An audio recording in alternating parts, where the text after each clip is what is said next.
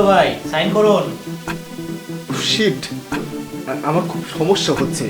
আমি একটু ওয়াশরুম থেকে ঘুরে এসে সাইন করছি। আরে আপনার আবার কি হলো, সাইন করে দেন। ওয়াশরুম থেকে এসে সাইন করছি, খুব জরুরি।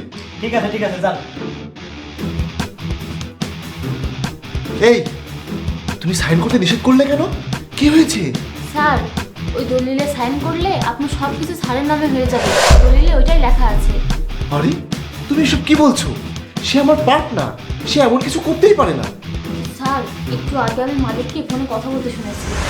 হ্যাঁ ভাই, জাহিদকে আসতে বলেছি আর দলিল সেইভাবে রেডি করেছি। জাহিদ খুব শীঘ্রই আমার এখানে আসবে আর সে এখানে এলেই তাকে সাইন করতে বলবো। আর সে আমাকে এতটাই বিশ্বাস করে যে দলিল না পড়েই সাইন করে দেবে। তার সাথে সাথে তার সমস্ত ব্যবসার কাগজেও আমি সাইন নিয়ে নেব। তারপর তার সমস্ত সম্পত্তি আর তার পুরো ব্যবসা আমার হয়ে যাবে। আমিই হব একমাত্র মালিক। ভাই, সে হবে রাস্তার ভিখারি আর আমি হব কোটিপতি। আরে, এমন কিছু হতেই পারে না। আমি তোমার কথা বিশ্বাস করি না।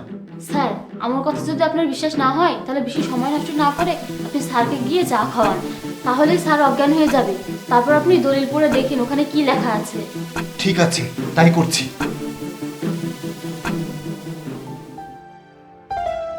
এখন ঠিক আছেন ভাই? নিন সাইন করুন। হ্যাঁ, সাইন করছি।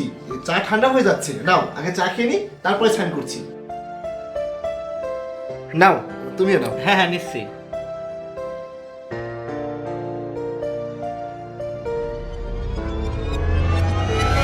আমার মাথায় এমন করছে কেন?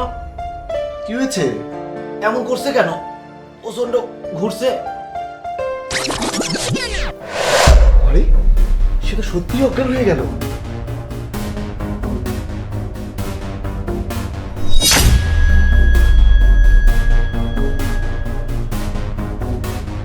আমার পার্টনার এরকম জঘন্য কাজ করতে পারে, আমি তো কখনো ভাবতেও পারিনি।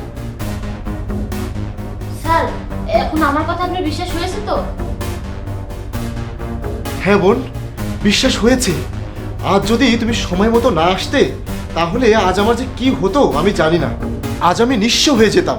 আমি 5 বছর ধরে এত বড় একটা বিজনেস প্রতিষ্ঠা করেছি, সেটা ও নিয়ে নিত। সবকিছু ওর হয়ে যেত, সবকিছু ওর হাতে চলে যেত, ও মালিক হয়ে যেত। আমি আমি একেবারে পথের ভিখারি হয়ে যেতাম। আজ তুমি সঠিক সময়ে এসে আমাকে সাইন করতে বাধা দিয়ে তুমি আমার অনেক বড় সাহায্য করেছো। এখন তো তাকে আমার পার্টনার বলতেও আমার লজ্জা লাগছে। আমি জানি না এইসব মানুষ পরবর্তীতে অন্যদের সাথে আরো কত কিছু করবে, কারণ এরা তাদের পার্টনারের সাথেও বিশ্বাসঘাতকতা করে। আজ তোমার কারণেই আমি তাকে চিনতে পারলাম। তুমি তার বাড়িতে কাজ করে তুমি তাকে সাহায্য না করে তার পরিবর্তে তুমি আমাকে সাহায্য করলে। যদিও তুমি আমাকে চেনো না, আমিও তোমাকে চিনি না। সাহেব, আপনি আমাকে চেনেন বা না চেনেন তাতে কি আসে যায়? ব্যাপারটা এই যে আমি একটা ভালো কাজে সাহায্য করেছি, তাকে সাহায্য করিনি যে তার সাথে অন্যায় করেছে। সাহেব, আমার বাবা মা আমাকে এটাই শিখিয়েছে, যেটা সবসময় সঠিককে সমর্থন করে, অন্যায়কে নয়। সেটা আপনার পরিচিত কেউ হোক বা অপরিচিত, এসব আমার কাছে ভুল মনে হয়েছে সাহেব। সেজন্যই আমি আপনাকে সাহায্য করাটা ভালো বলে মনে করেছি। সত্যি, আজ তুমি প্রমাণ করেছো কোনো মানুষ ছোট নয় কিংবা কোনো মানুষই বড় নয়। মানুষের চিন্তা ভাবনা ছোট কিংবা বড় হয়। আমরা মানুষরা বড়ই আজব।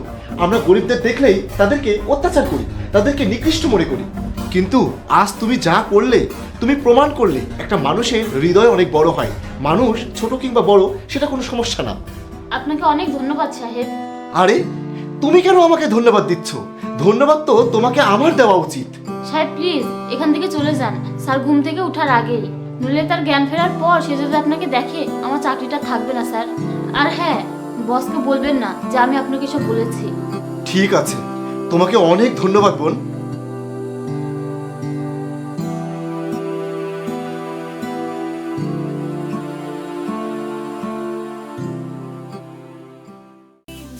and let them soar. Every sketch can be much more, but be careful what you do. Magic takes its toll on you. A candy castle, skies are blue, flying clouds and balloons too. Oh, what fun this magic brings. But real joy is in simple things. Draw your dreams